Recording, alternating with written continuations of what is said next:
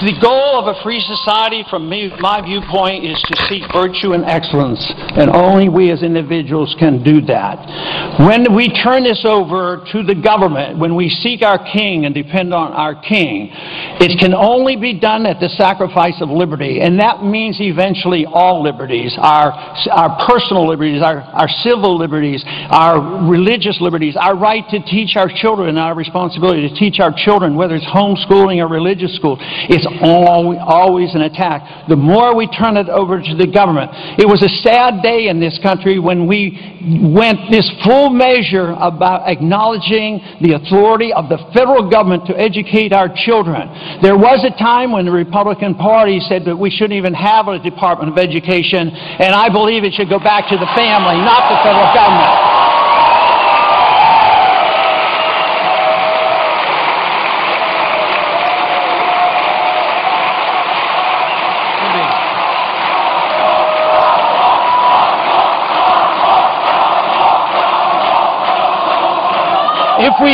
If we do not get our moral values from our government, which I think it's impossible to get it from them, where does it come from? First, it comes from us as individuals. We have the responsibility for dealing with our eternity and salvation. But we have our responsibility to ourselves to do the best we can with our own lives. But then our next step is our families, you know, our children and our parents, and then our neighbors and our churches. That's where the moral values should come from. And quite frankly, that is where I think we have slipped. So you can pass all the laws that you want. You can fight more wars than ever. That's going to bring us peace and prosperity.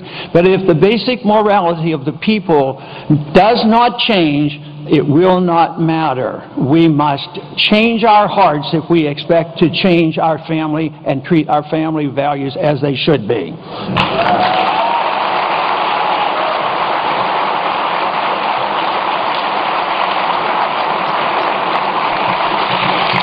We have been blessed in this country by having the freest and the most prosperous. We've had a good constitution, far from perfect.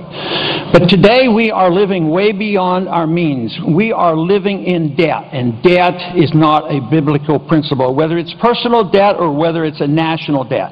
We owe $3 trillion to people overseas. We are suffering from a mountain of debt because we have accepted this idea that we have this responsibility to mold the world, mold the people, and mold the economy.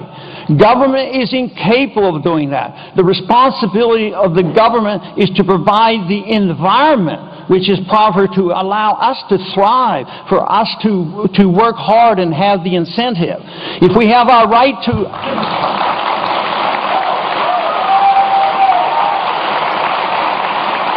If we have a right to our life and our liberty, why is it that we don't fight for the right to keep the fruits of our labor?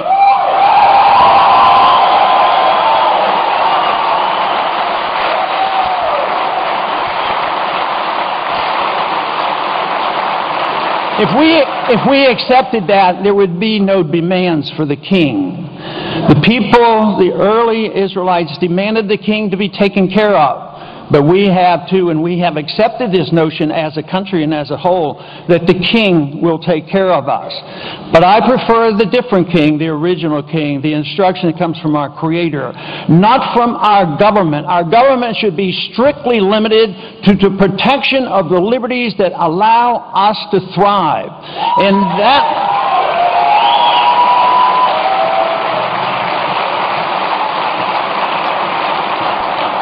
And our liberties and our economy, they are under attack today. There is no doubt about it.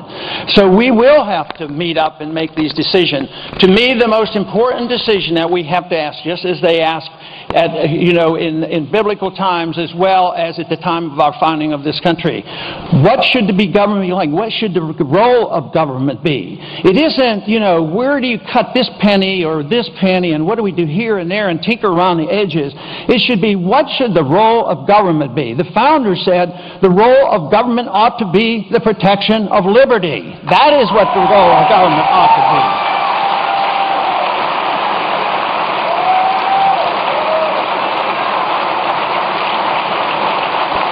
But the experiment is about to end unless we reverse this trend. I would say that we have gone downhill nearly for 100 years, especially for the last 10 and especially for the last 4 when we think of our economy. But the real challenge is, are we going to transition from the republic to the empire and to dictatorship? And there are so many signs that we are transforming into empire and dictatorship. And just think of the bearing down on our personal liberties today. Think about what happens when we go to the airports. Think about now you have no privacy whatsoever. Now the government can look into every single thing. So we are living in an age where government is way too big, and it's time this government act properly, and that is to protect our freedom. If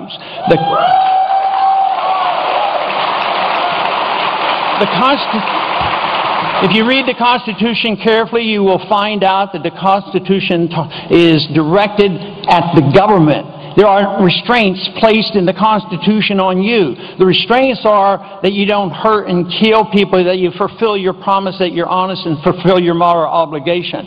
The restraints are placed on the federal government. So as long as we allow the federal government to grow and we don't obey those restraints, things will get worse.